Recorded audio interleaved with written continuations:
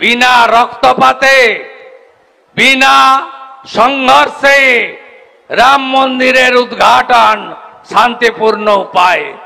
কোথায় গেল তৃণমূলের নেতারা যারা বলতো मंदिर वही बनाएंगे लेकिन तिथि नहीं बताएंगे? এবারে বলবেন নাকি? আর বলার সুযোগ আছে? সিএএ 3 সপ্তাহ আগে কার্যকর হলো। এই মমতা ব্যানার্জি 19-এ যখন সিএএ আইন পাস হয় পার্লামেন্টের দুটো সভাতে, সেদিন কোথাও কোনো অশান্তি হয়নি দেশে।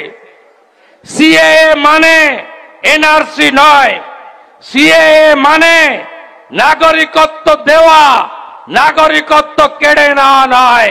কাদের দেওয়া হয়েছে?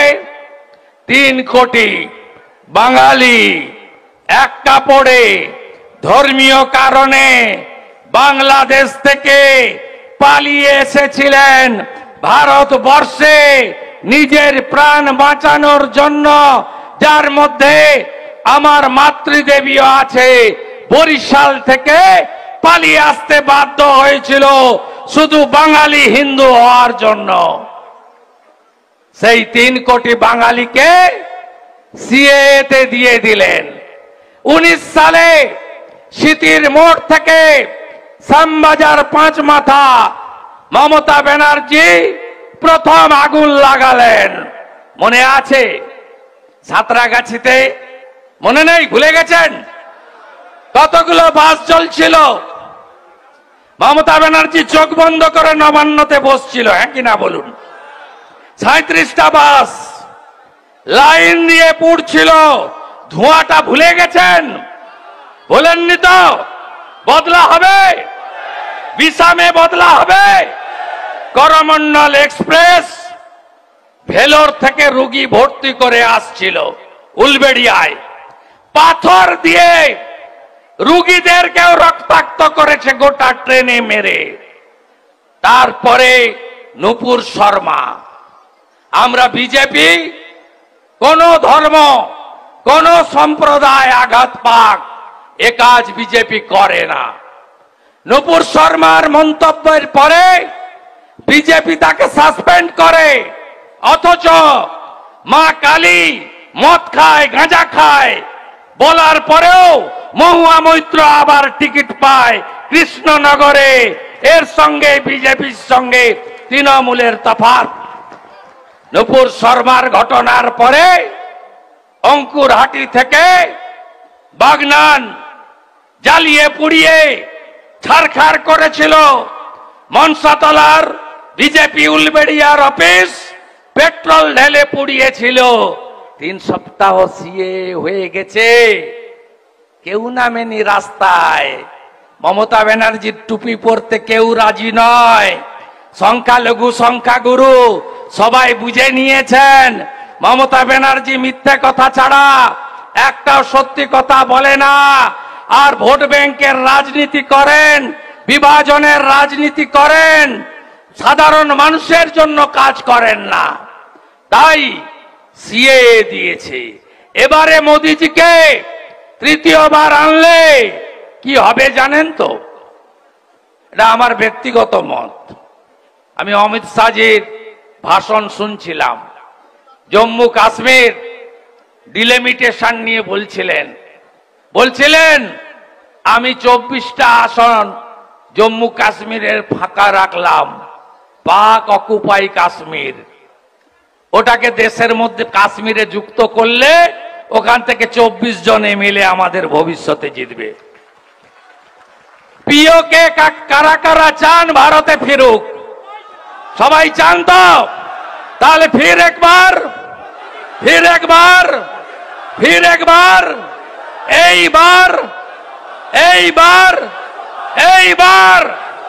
এইবার দিতে হবে। মার্জিন কত ছিল 19-এ? 1,04,000। 19, 24 অনেক জল গড়িয়ে গেছে। বিজেপি আরো হৃষ্ট পুষ্ট বলিষ্ঠ পল্লবিত সুশোভিত হয়েছে, প্রচুর মানুষ এসেছেন বিজেপিতে। মাত্র 53,000 ভোট। আমার বুথ কর্মীরা এদিক ওদিক করতে পারবেন না? পারবেন না? পারবেন না? পারবেন না? পারবেন না? তাহলে সিট মোদিজিকে দিচ্ছি, আমরা দিচ্ছি। 400-র মধ্যে হাওড়া থাকছে, হাওড়া থাকছে, হাওড়া থাকছে। রামনবমীর মিছিলে মনে আছে গত বছর বেলছোড়া पीएम बस्ती शामीम अहमद कहाँ है? कहाँ है शामीम अहमद? अब कहाँ है? अब अंदर में है। এবারের মিছিলে আমি থাকবো, এবারের মিছিলে আমি থাকবো। জয় শ্রী রাম। जोर से बोलो, जोर से बोलो, जोर से बोलो। एक ही नारा, एक ही नाम, एक ही नारा, एक ही नाम। 17 এপ্রিল দেখা হবে। জয় শ্রীরাম। আর সংখ্যালঘু ভাইরা চিন্তা নেই, একদম চিন্তা নেই। যে বন্দে মাতরম বলতে আপত্তি যার নেই, জাতীয় সঙ্গীত গাইতে যার আপত্তি নেই, 26শে জানুয়ারি 15ই আগস্ট পতাকা তুলতে যার আপত্তি নেই, তার সঙ্গে বিজেপির কোনো বিরোধ নেই। মমতা ব্যানার্জি পরিবারবাদ, ভ্রষ্টাচার আর তোষণের রাজনীতি করেন, আর মোদিজি বলেন सबका साथ, सबका विकास, सबका विश्वास, सबका प्रयास। আমার জয় শ্রীরাম মানে ভগবান রাম, আপনার জয় শ্রীরাম মানে রাম রাজ্য। মাথায় ছাদ, পেটে ভাত, হাতে কাজ, এটাই হলো সুশাসন, এটাই হলো সুরক্ষা। যোগীজি দিয়েছেন ইউপিতে, গুজরাট পায়, আসামে হেমন্তজি দিচ্ছেন, ডবল ইঞ্জিন হলে বাংলাও পাবে। 2 কোটি বেকার থাকবে না, প্রতি বছর এসএসসি হবে, সমকাজে সমবেতন পাবেন, কেন্দ্রীয় হারে মহার্ঘ ভাতা, ডিএ পেনশনার্সরা, কর্মচারী, শিক্ষক, পুলিশ কর্মী পাবেন। পরিযায়ী শ্রমিক 50 লক্ষকে বাড়ি ফেরাবো আমরা। ভজনলাল শর্মা রাজস্থানের মুখ্যমন্ত্রী 450 টাকার গ্যাস দেয়, বাংলাতেও বিজেপি সরকার হলে 450 টাকার গ্যাস প্রথম মাস থেকে পাবেন। লাডলি বাহিন যোজনা দেয় শিবরাজ সিং চৌহান, এখন মোহন Yadav.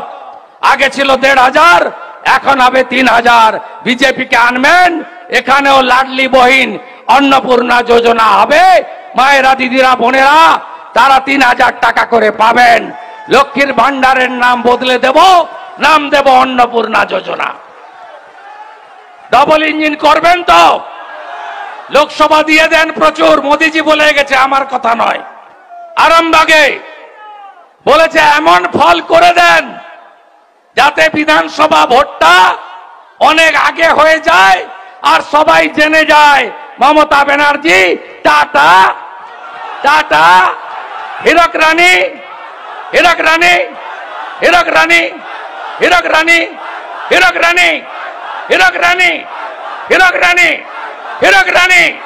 No vote to, no vote to, no vote to, no vote to, no vote to, no vote to, no vote to. ভালো করে লড়তে হবে। উদ্বোধন করে দিয়ে গেলাম। কত তারিখ? 30 তারিখ আজকে না? ভোট দেরি আছে, মাঝে পয়লা বৈশাখ আছে, নীল আছে, চড়ক আছে, সংখ্যালঘু ভাইদের ঈদ আছে, রামনবমী, বাসন্তী পুজো আছে। প্রথম দফা হবে, মোদিজির জেতা শুরু হবে, দ্বিতীয় দফায় আরো বাড়বে, তৃতীয় দফায় আরো আগাবো, চতুর্থ দফায় আরো আগাবো, ঝড়টা সুনামি হবে। পঞ্চম দফায় হাওড়া থেকে পদ্ম ফুল ফুটবে, ডাক্তার রথীন চক্রবর্তী দিল্লি যাবে। এই যে এমপিটা এখানে আছে, একদিনও পার্লামেন্টে বলতে শুনেছেন? একদিনও বলতে শুনেছেন একটা প্রশ্ন করে, কোথায় কি এমপি ল্যাডের টাকা খরচ হয়েছে কেউ পেয়েছেন, দেখেছেন? আমাদের কিছু করতে হবে না। তৃণমূলের একটা বড় অংশ না আমাকে বলেছে, চোখ মারবো প্রসূন বাবুকে, ভিতরে ঢুকবো, চুপচাপ চুপচাপ চুপচাপ। আপনারা শুধু রেডি থাকুন, বাকি কত ভোট এদিক ওদিক হয় আপনারা দেখতে থাকুন। এত অপদার্থ অকর্মণ্য এমপি। আরে এখান থেকে অম্বিকা ব্যানার্জির মতো মানুষ গেছে। স্বদেশ চক্রবর্তীর রাজনীতি আলাদা হলেও স্বদেশ বাবু সম্মানীয় ছিল, ভূমিপুত্র।